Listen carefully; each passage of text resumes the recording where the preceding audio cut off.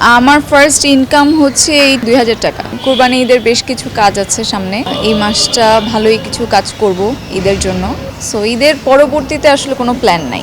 বাসার সবাই তো আসলে, আমি তো ছোটবেলা থেকেই কাজ করি মিডিয়াতে। যখন চাইল্ড আর্টিস্ট হিসেবে আমার প্রথম টিভি কমার্শিয়ালটা আসে, তখন আসলে এক্সপিরিয়েন্সটা অন্যরকম ছিল।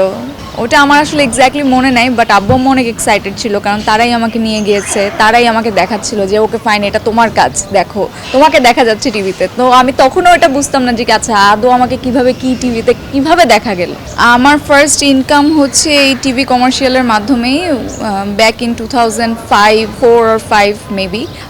তখন ইনকাম ছিল, তখন মেবি আমার রেমুনারেশন আমি পেয়েছিলাম ২,০০০ টাকা, এরকম মোস্ট প্রবাবলি। ও টাকার বিষয়ে তো কখনো কথা বললো নাই, কিন্তু আব্বু আম্মু আমাকে একটা পড়ার টেবিল কিনে দিয়েছিল, যে আমাকে বলেছিল যে এই টেবিলটা তুমি পেয়েছো, এই কাজটা করার জন্য তোমাকে এই টেবিলটা দেওয়া হয়েছে।